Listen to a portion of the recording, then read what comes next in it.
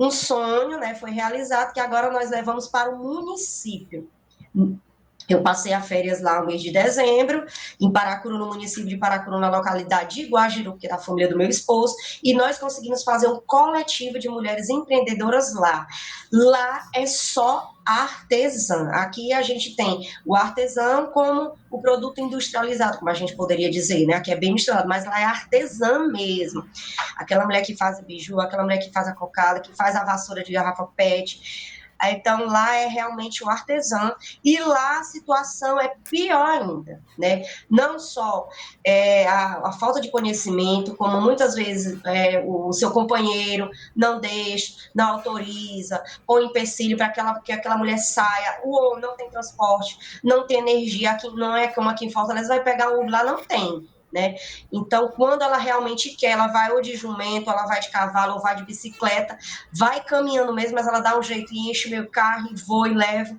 Então, lá a situação ainda realmente é bem mais complicado, né? E a gente tem apoio lá da prefeitura, da escola, então lá a gente também tem o apoio do coração da localidade, que é do lado do posto de saúde da comunidade, do lado da escola, onde só tem aquela escola na localidade, em frente ao clube, né? E aí nós conseguimos, desde janeiro, fazer essas feiras que a gente chama de feira itinerante, já que a nossa casa aqui na Areninha da Itaúba, em Fortaleza, lá nós chamamos feira itinerante, né?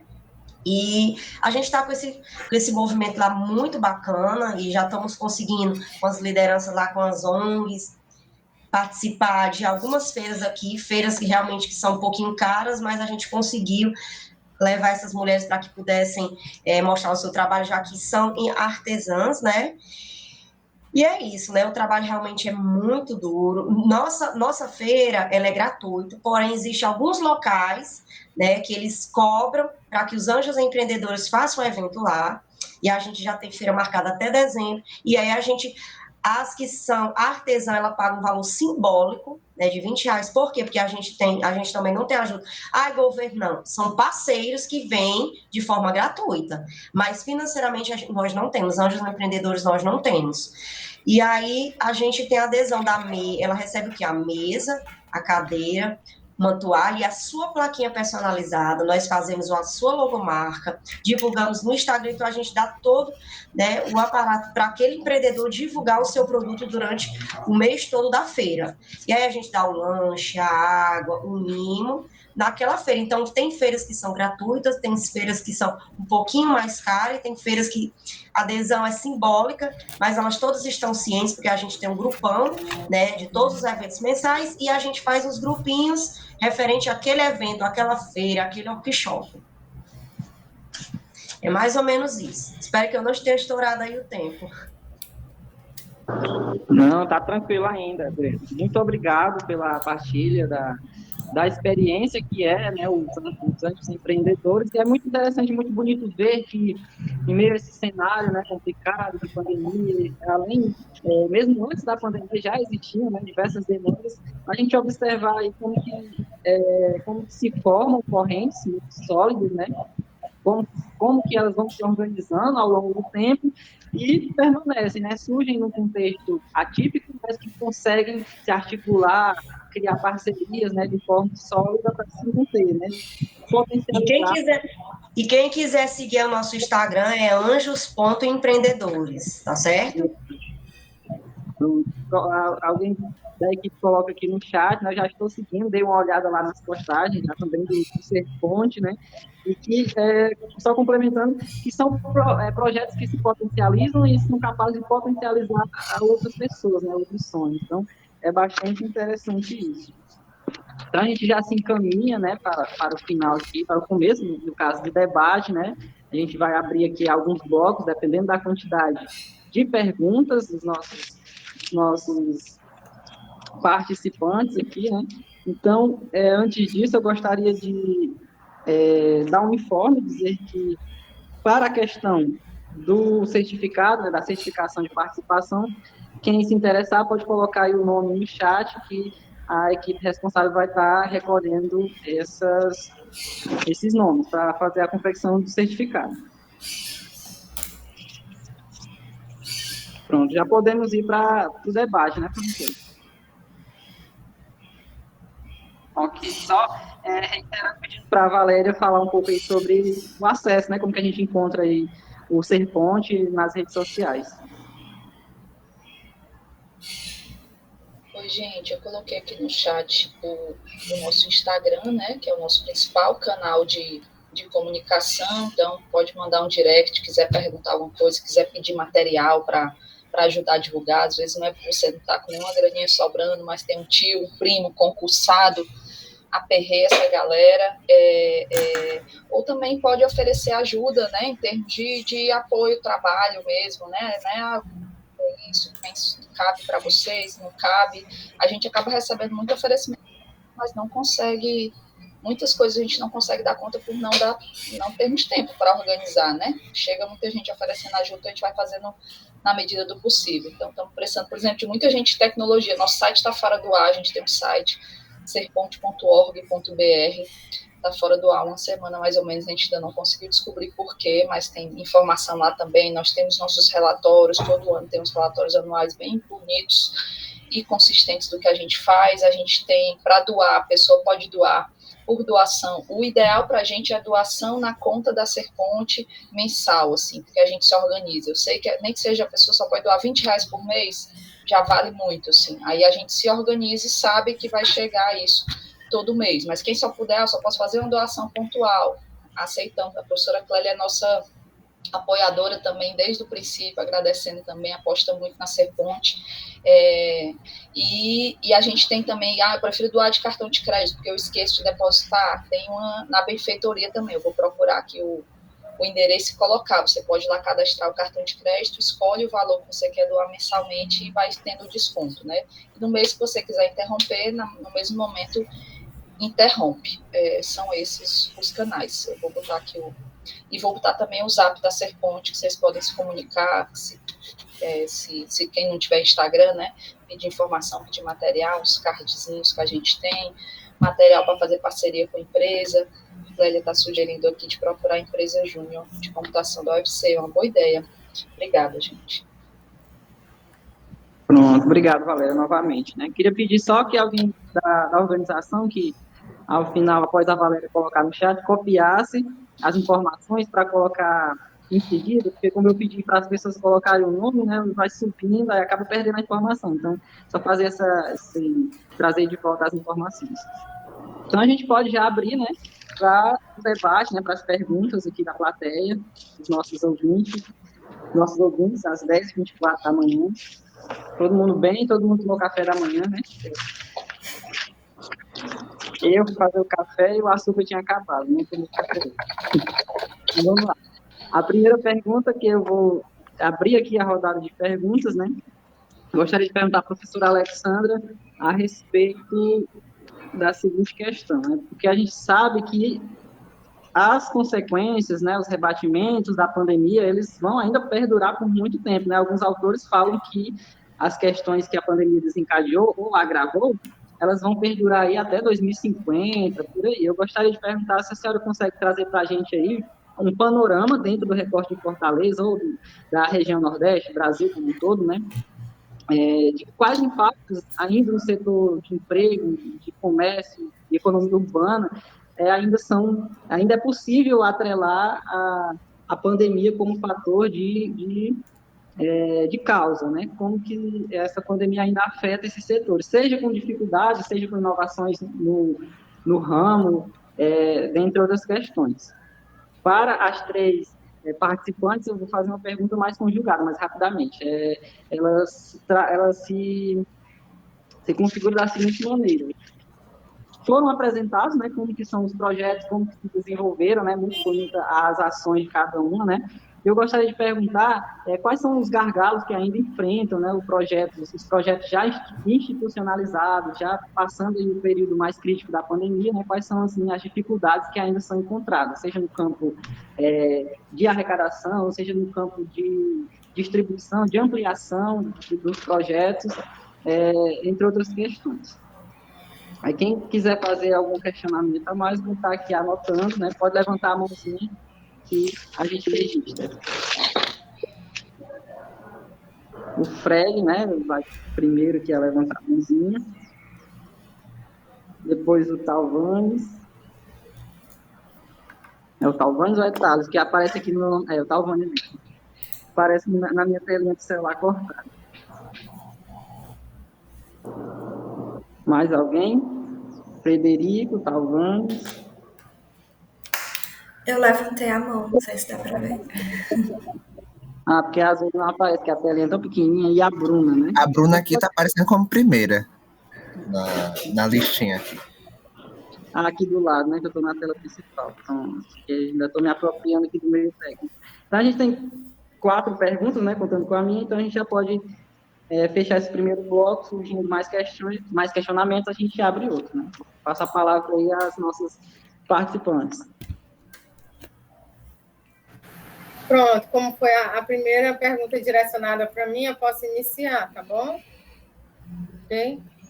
Ok. Bem, diante, né, da pergunta, né, do mestrando Átila, né, com relação ainda ligada ao mercado de trabalho, né, e os impactos da pandemia, né, como foi ressaltado, né, a gente tem impacto, né, que teve não só na questão mesmo, né, de queda de geração, né, de emprego, né, o aumento do desemprego, que é algo, né, como a gente vinha discutindo desde o início, né, da apresentação, que a gente não deve, né, se reportar somente à pandemia em si, mas todo um contexto que vinha se delineando, né, de crise econômica e social.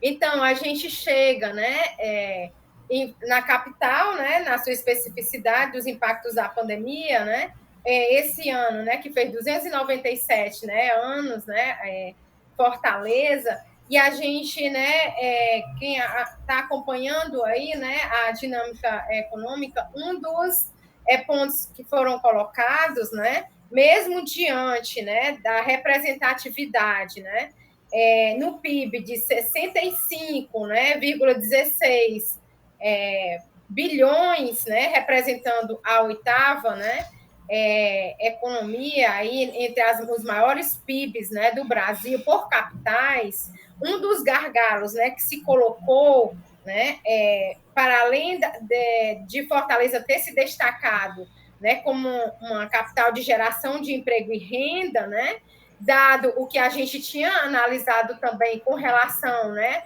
à própria economia, né, de Fortaleza, com destaque, né, que a gente tem, né, ligado, né, à questão, né, da prestação de serviços, né, do comércio, né, a capital ser um importante polo turístico, né, como a gente viu desde também a apresentação, né, anterior do fórum, né. Então, isso vem impactar, claro, né, também na retomada da economia, mas ainda é um gargalo essa questão da expectativa do consumo, ela é um desafio, né, para este ano. E dos pontos, né, inclusive, que Márcio Postman, ele ressalta, né, devido ao número de óbitos, né, com a pandemia, né, que se acentuou esse quadro. Então, muitos pais de família, né, acabou se desestruturando, né, ali a fonte de renda, né, nos lares, né, nas famílias, e isso repercute, né, diretamente, né, na questão do consumo local, né, a questão, né, da queda do emprego na geração de emprego e renda, né, porque a gente viu também pelos números, pelas estatísticas, né, ligado, né, seja a RAIS e CAGED, e também acompanhando, né, os números da pandemia com relação à questão, né, dos óbitos, né, a gente foi vendo como isso, né, repercutir diretamente na economia, né, no social, né, nos diferentes territórios. O Ceará, por exemplo, já que a pergunta foi de diferentes escalas, né, ele se apresentou como o sexto estado, né, do país, né, a registrar as maiores perdas, né, no estoque de empregos formais, né, comparando aí os 2 anos, né, de 2019, né, um ano pré-pandemia, passando para 2020, né, e logo no primeiro semestre, né, de 2020, foram mais de 40 mil postos, né, de trabalhos formais perdidos, né? E a gente teve, né, esse acompanhamento com relação, né, aos setores mais afetados, né? A gente viu como aquelas pessoas, né, com grau de instrução também mais baixo, elas foram diretamente, né, afetadas porque elas não tinham, né, o acesso também a essas alternativas também, né, de home office, etc. E nem todos, né, tinham capital também para investir, né, em um mercado virtual, né, em um e-commerce, né, em plataformas digitais. E ainda perpassa também a questão, né, da idade também, porque se você for também olhar a questão, né, dos óbitos por faixa etária, né, a gente vai ver nesse intervalo de 2020 a 2023, né, a faixa etária mais atingida, né, foi a faixa etária, né, dos 60 a 79 anos, né, com 46%, com mais de 5 mil, né, com relação aos óbitos, né, embora a gente, né, perceba também a questão da idade, pessoas em idade ativa, né, e aí pegando, né, principalmente, né, a questão, né, dos jovens, né, e nessa faixa etária, e os adultos, né, nessa faixa etária, né, de 20, né, a partir dos 20 anos, também a 39 anos, né, esse percentual também foi significativo, né, não tanto como nessa outra faixa etária que eu acabei de citar, foi mais de 5%, mais de 500 óbitos, né, nesse intervalo 2020 a 2023, e nesse intervalo, né, de 40 a 59 anos também foi bastante representativa. Mais de 2 mil óbitos, né, 21% representando, né, a nível do Estado. Então, tudo isso, né, vai ter um peso grande, né, no mercado de trabalho, né, na questão, né, da própria economia, né, como o economista Márcio Postman ele vai ressaltar. Fora isso, né, a gente não pode deixar, né, de lembrar também, né, como a questão, né, também da uberização, né, a questão também da crescente, né, precarização, né, do mercado de trabalho, ele se tornou cada vez mais latente, né, porque a gente vai, se a gente for parar, né, para analisar essa questão, né, que se coloca como flexibilização do mercado de trabalho, na verdade, é perda mesmo de direitos trabalhistas, né? A gente vai ver, né, essa mudança, né, que vai ter também na CLT, né, de 2017, né?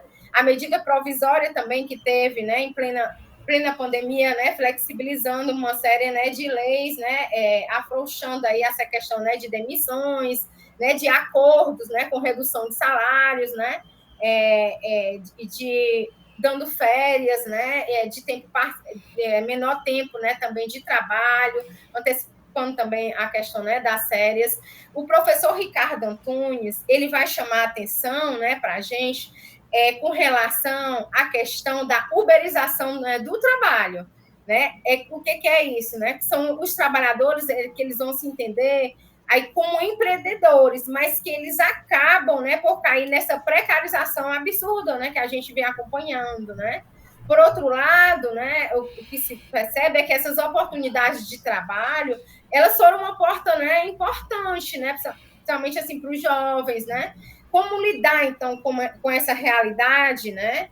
É que ainda está em curso, a gente está ainda, né, tendo, né, os efeitos, né, da pandemia, né, da crise econômica e social, né, que vem sendo acompanhada, embora a gente perceba também uma retomada, né, na economia, mas como lidar com essa realidade também, né, na questão, por exemplo, dos sindicatos, né, de como garantir para essas pessoas, né, que elas tenham esses direitos básicos, porque as plataformas, por exemplo, ligado a essa questão, né, dos Ubers, elas têm se recusado, né, a dar essas garantias, né? Uma das alternativas, inclusive, né, que se coloca, né, inclusive tem uma pesquisadora, né, que foi resultado do trabalho dela, né, de doutorado, né, da Unicamp, ela propõe como alternativa, né, a essa questão, né, da formalização, né, do trabalho em Uber, né, ela vai dar como alternativa, propor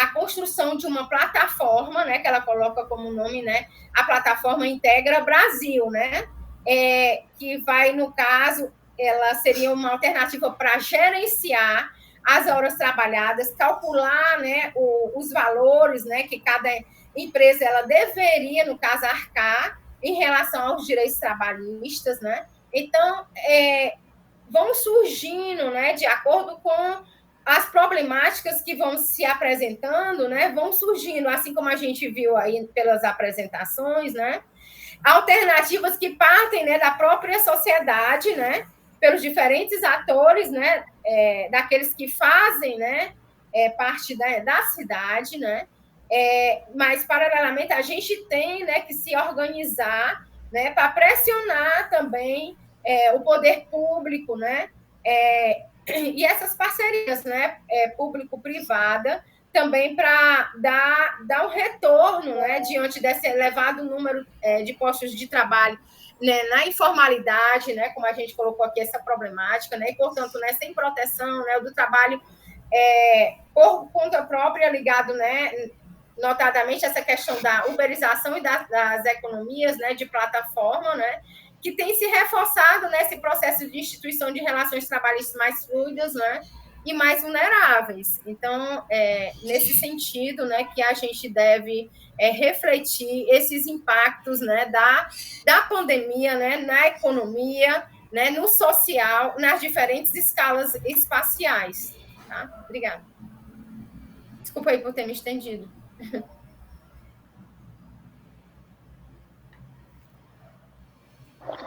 Obrigado, professora. Eu gostaria de pedir desculpas rapidamente, que eu acabei me excedendo aqui e não consegui explicar direito a dinâmica da nossa conversa aqui, né, na parte das perguntas, dos questionamentos. Eu havia falado que seria em bloco, né, acabei lançando a pergunta de primeira, mas eu gostaria de perguntar às convidadas, vocês preferem responder pergunta por pergunta, pergunta e resposta, ou responder tudo de uma vez só no bloco? O que vocês me dizem? Acho que a gente ganha tempo quando é em bloco, né?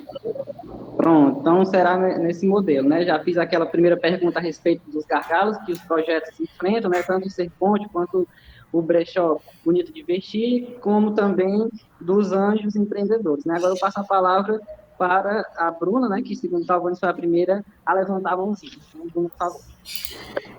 Obrigada. A minha pergunta é para a Adriana. Eu queria primeiro saber qual foi a relação do brechó com a pandemia, se quando vocês começaram recebia mais doação, ou então era mais fácil de vender.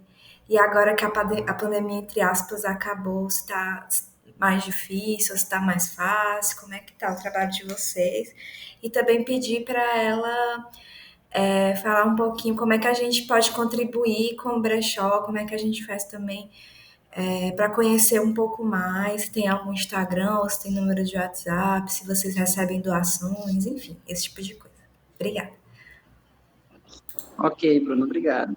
Por favor, Frederico, né? Já criei intimidade aqui com o cara, chamando de Fred. Frederico, faça seu questionamento, por favor. E aí, Átila? Bom dia a todos que estão participando aqui do 7º encontro, e último, né? Reforma Urbana e Direito à Cidade. Bom dia a todos, a todas e todos. Gostaria de parabenizar primeiramente, meu nome é Frederico, né?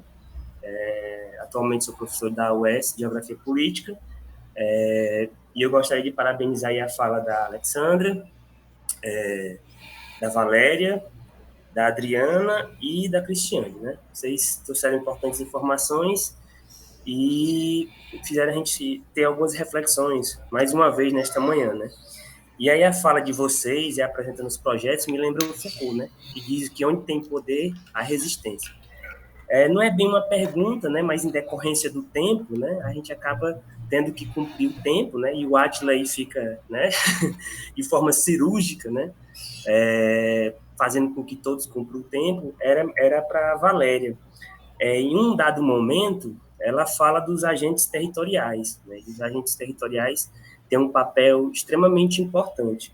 Eu gostaria de saber, né, em decorrência do tempo, né, que você não aprofundou, eu gostaria de saber se você poderia falar um pouco mais para nós sobre os agentes territoriais sobre a importância do papel no que eles realizam o que eles realizam, né, o papel deles dentro das periferias, né, enquanto agentes territoriais. Era isso, né, porque por conta do tempo, né, fica algumas lacunas, né, e a gente fica querendo saber mais, né, informações, querendo que aprofunda mais algumas questões, e aí eu fiquei muito interessado nessa questão dos agentes territoriais. É isso.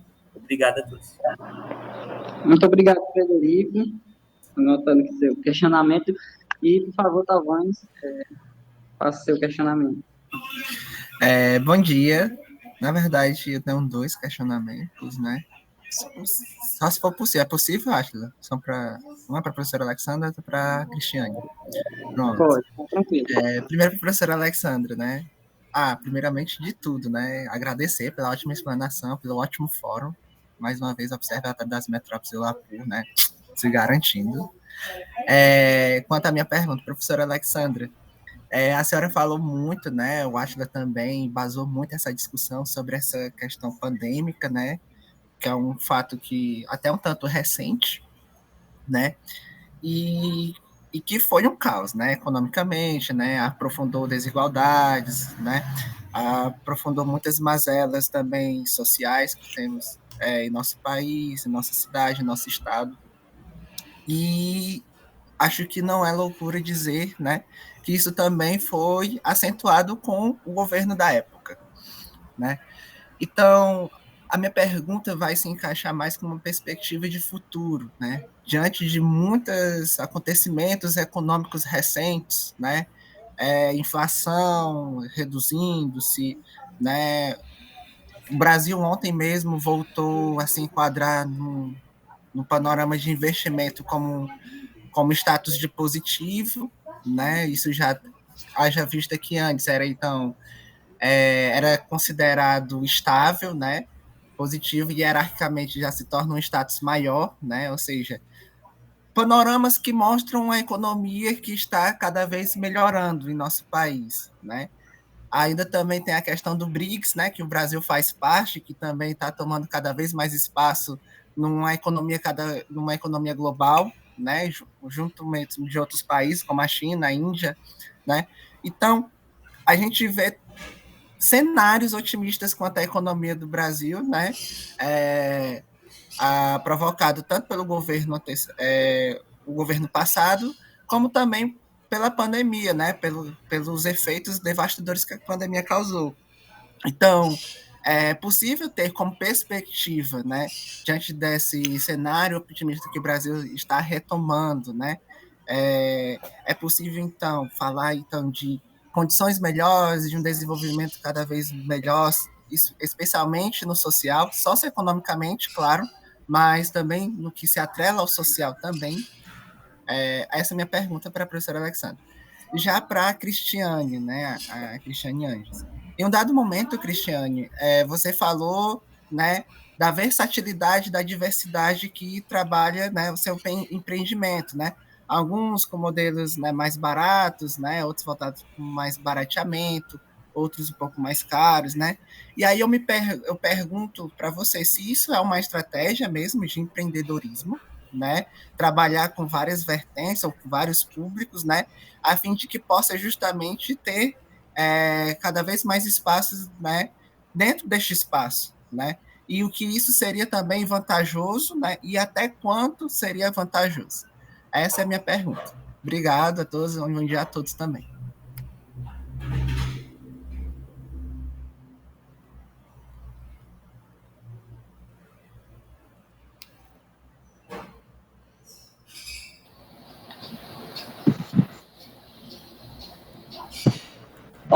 Posso responder?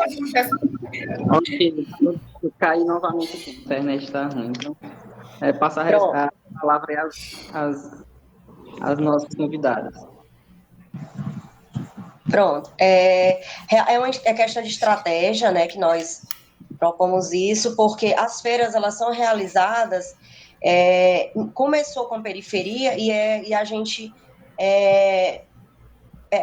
como é que a gente tem essa missão, né, de levar as feiras Anjos Empreendedores, para onde realmente as pessoas acham que ali não tem nenhuma perspectiva, né? Então, nós levamos para não só para areninhas, praças realmente que estão abandonadas. Por quê? Porque antes de realizar uma feira, o que é que a gente faz? A gente primeiro faz a sondagem daquele local. Com essas nossas feiras, nós conseguimos já trocar lâmpadas de locais que não tinha iluminação.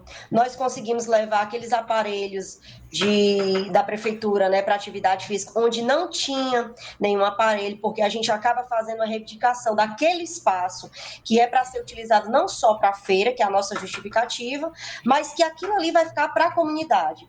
Então, é uma estratégia sim, porque a gente deixa aquele nosso legado naquele local. Vou citar um exemplo, lá no Guajiru, na comunidade, na localidade de Guajiru, no município de Paracuru. Quando nós realizamos a nossa primeira feira, era na pissarra, mal tinha energia, né? E as fotos realmente não ficaram bacanas porque era muito escuro. Então, nós fizemos uma reunião, porque aqui de Fortaleza, toda feirinha, né, que a gente tem feira semanalmente, existe um questionário de avaliação daquela feira para a gente ver o que foi viável, o que não. Então, todas as feiras têm uma avaliação. E as que não conseguem fazer, a gente vai no dia mesmo da feira, porque a gente já tem essa sondagem dos empreendedores que vão participar, a gente faz lá, escrevendo, ajudando. Então, a gente percebeu que eles falam muito do ambiente, né, da iluminação, da parte estrutural. Então, a gente criou essas estratégias. Então, lá em Paracuru, que foi que aconteceu no segundo mês, que foi no mês de fevereiro, já que nós iniciamos em janeiro, nós conseguimos que a prefeitura fizesse a poda de todas as árvores, nós conseguimos que a prefeitura de Paracuru fizesse a limpeza do posto de saúde, porque nós utilizamos o posto de saúde lá com ações voltado para as mulheres, né? E agora, no mês de junho, nós conseguimos o quê? Iluminação, e uma iluminação pegando da escola para o espaço onde a gente vai fazer a feira. Quer dizer, é algo que não vai ficar só para a gente, mas fica para a comunidade, fica para a escola. E aqui em Fortaleza nós fazemos onde a pessoa olha e diz, vai ter uma feira aqui desse jeito, do jeito que essa praça está. Então, a gente, queira ou não queira, a gente acaba mobilizando, articulando, fazendo com que gere o quê? Uma dúvida, e que ali as pessoas vejam realmente que não só ela, mas nós somos um grupo, estamos ali para movimentar aquele espaço. Nós já temos feira agendada para o Dendê, então, assim, a gente busca aqueles locais onde ninguém vê que ali pode sim sair uma feira, não os lugares tradicionais, de burguesia, as aldeotas da vida, as feiras que são realmente muito caras, que a maioria delas tem o artesão, então a gente busca aqueles locais realmente de periferia e que ali fique um legado para aquele local onde a Feira Anjos Empreendedores participa, né? E a gente está tentando o máximo que pode buscar as parcerias para que realmente ela tenha gratuidade, porque todos os locais que nós vamos, as pessoas conhecem os Anjos Empreendedores e em seguida ela já entra dentro do grupo, porque ela quer participar, ela quer mostrar seu trabalho e ainda pede para que todos os meses tenha feira naquele local, porque a gente ainda é muito pouco em quantidade de pessoas realmente trabalhando, porque dá muito trabalho. Para vocês terem noção, a gente vai ter feira hoje, as coisas estão arrumadas desde segunda-feira.